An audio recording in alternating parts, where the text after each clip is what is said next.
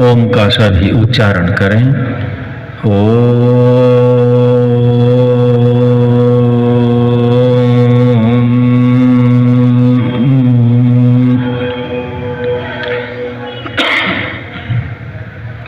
संध्या का प्रकरण चला हुआ है जिसमें हम उपस्थान के मंत्रों में यजुर्वेद का मंत्र है अध्याय 36 क्रम संख्या 24। इस मंत्र को समझने समझाने का प्रयास कर रहे हैं।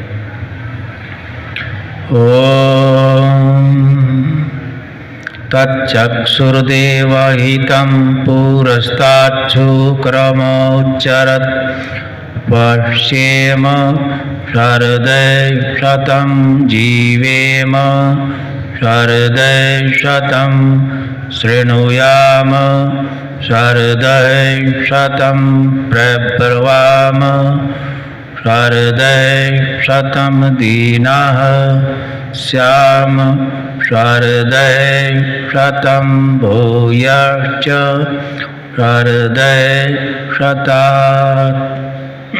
इस मंत्र को पहले भी हमने समझने का समझाने का प्रयास किया है। पुनः इसको दोहराते हैं। ओम के अर्थ हैं सर्व रक्षक।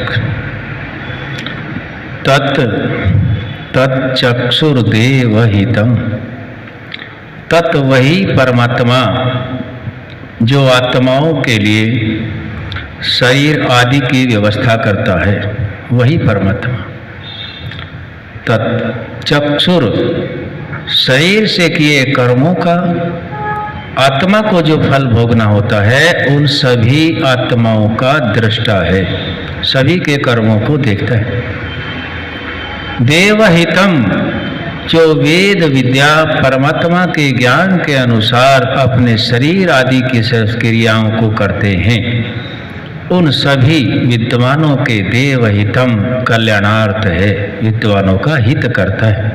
देवहितम पुरस्तात् जो परमात्मा सृष्टि से पहले भी विद्यमान था। शुक्रम, शुक्रम का अर्थ है कि वह जो शुद्ध स्वरूप है, परमात्मा से अलावा कोई शुद्ध स्वरूप नहीं है। स्वरूप से ही शुद्ध केवल और केवल परमात्मा है। शुक्रम उच्चरत जो शुद्ध स्वरूप है वही सृष्टि के बाद भी विद्यमान रहता है। उच्चरत। पश्येम शरदय शतम, पश्येम का अर्थ है देखना, शरदय का अर्थ है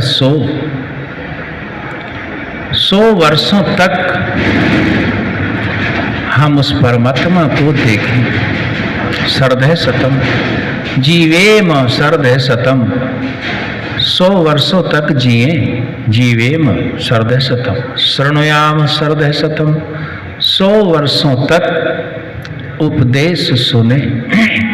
प्रब्रवाम शरदय शतम, प्रब्रवाम उपदेश करें 100 वर्षों तक उसी परमात्मा के ज्ञान का, ताकि आत्मा अपने सही लक्ष्य को पूरा कर सके।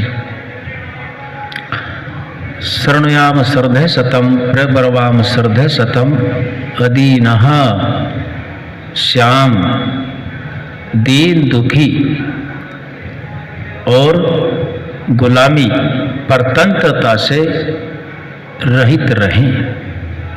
दीना श्याम शरदय शतम परतंत्रता से रहित रहते हुए, अधीन न रहते हुए हम अधीन श्याम रहें, स्वतंत्र रहें, परमात्मा के निकट रहें।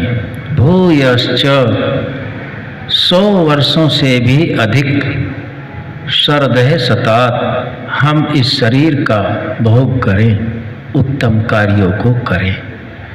मंत्र के जो शब्द हैं इनके अर्थों को रखा कठिन नहीं है, सरल है। इनमें प्रश्न उत्तर रखते हैं। 100 वर्षों तक उसे हम क्यों देखें? भूपेंद्र जी बताएंगे? क्योंकि परमात्मा ने संकेत कर दिया कि आदमी की आयु 100 साल हो सकती है। अगला प्रश्न है 100 वर्षों तक क्यों सुने? राज कपूर जी बताएं, क्यों सुने 100 वर्षों तक? ओम 100 वर्षों तक इसलिए सुने कि परमात्मा ज्ञान को 100 वर्षों तक सुनना चाहिए। परमात्मा के 100 वर्षों तक सुनने का अर्थ है कि हमारे अंदर जो भौतिकता की चकाचौंध आ जाती है और हम परमात्मा के गुण कर्म स्वभाव को सुनते रहेंगे तो हमारा काम, क्रोध, लोभ, मोह, अहंकार कम होता चला जाएगा। प्रभुवाम 100 वर्षों तक क्यों सुनाए? मंत्र में लिखा है। सतपाल आर्य जी बताओ क्यों सुनाए 100 वर्षों तक? माइक ले लो।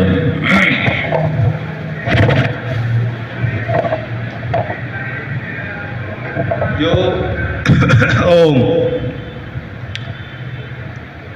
जो ईश्वर के गुण स्वरूप स्वभाव है सब उत्तम है और उसके जितने भी कार्य हैं वे सब उत्तम हैं। तो उनके उत्तम कार्यों का उपदेश मानव को हमेशा करता रहना चाहिए। अगला प्रश्न है उपदेश करने का मानव को लाभ क्या है? उपदेश करने से पूरी मानव जाति को भी लाभ होता है और उपदेशकर्ता को भी। स्वयं के जो उपदेश करता है स्वयं के लिए उसको क्या लाभ है? उसकी आत्मिक उन्नति होती है। आत्मिक उन्नति होगी। आगे बताया, अब भूपेंद्र जी बताएंगे। इससे भी अधिक जीवे 100 वर्षों से भी अधिक, इसका क्या लाभ लेना चाह रहे हैं? 100 वर्षों से भी अधिक भौतिक चकाचौंध छोड़कर और ईश्वर की भक्ति जो है करनी चाहिए। वो अच्छे श्रद्धे सता। मंत्र के भावार्थ शब्दार्थ को हमने जाना है। संध्या के करते समय हमें इन शब्दों के अर्थों का ज्ञान भी साथ साथ चलते रहना चाहिए, तभी हमें इसका विशेष लाभ मिलता है। और ये ज्ञान पूर्वक बातें इसीलिए रखी जाती हैं कि सबसे पहले अपना कल्याण होना चाहिए। अपने अंदर जो वक्ता है वह ज्ञान होना चाहिए। यदि उसके अंदर शुद्ध स्वरूप परमात्मा का शुद्ध स्वरूप श्रद्धा के साथ आचरण नहीं है तो उसका भी कोई विशेष लाभ नहीं है। और महर्षि दयानंद सरस्वती जी ने यही कर्म यज्ञ, हवन, संध्या नित्य कर्मों में रखा है। कम से कम ब्रह्म यज्ञ तो हमें अर्थपूर्वक विचार करते हुए दोनों समय करना योग्य है। यदि हम मनुष्य जाति में ज्ञान को सीख रहे हैं और उस ज्ञान का प्रयोग हम दोनों समय नहीं करते तो फिर तो मनुष्य ही नहीं है, कुछ और हैं। क्योंकि हमारे सभी विद्वान बताते हैं मनुष्य बिना बनाए नहीं बनता। शक्ल और सूरत से सभी का शरीर एक जैसा लगता है, लगभग एक जैसा ही सब में सामान दिया हुआ है। जैसे एक विद्यालय में एक कक्षा के अंदर 60 विद्यार्थी हैं और 60 विद्यार्थियों के पास एक जैसी ही पुस्तकें, सबकी किताब एक जैसी है और पढ़ाने वाला भी एक ही है। तो देखना ये है कि जब एक जैसी पुस्तक है, एक ही कमरा है, पढ़ाने वाला भी एक ही है, सिद्धांत एक है, उनके सबके नंबर अलग अलग हैं। तो हम आर्य समाज में उपस्थित है, हमारे नंबर कितने हैं हमें यह देखना होता है कि वही किताब, वही शरीर सबको मिला हुआ है, वही परमात्मा सबका दृष्टा है। अब कौन नंबर कितने बनाता है ये तो बाद में ही पता चलता है और स्वयं भी जानकारी कर लेता है। विशेष लाभ इतना मिलता है कि अपनी कमियों को जान लेता है व्यक्ति और जो दूसरा है उसके अंदर की भी काफ़ी बातों को जान लेता है। फिर उनका निर्णय बुद्धि से या विवेक से करना सीख लेता है तो विशेष उन्नतियों में मनुष्य गिना जाता है। अपनी अच्छाइयों का तो पता रहे या ना रहे, लेकिन अपनी बुराइयों का सभी आत्माओं को पता रहता है। ऐसा कोई आत्मा नहीं है जो अपनी गलतियों को नहीं जानता, क्योंकि आत्मा ही सब सत्य और असत्य का जानने हारा है।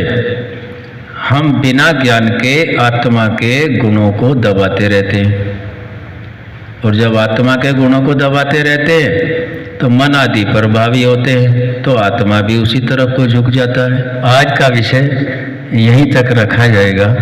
ओम।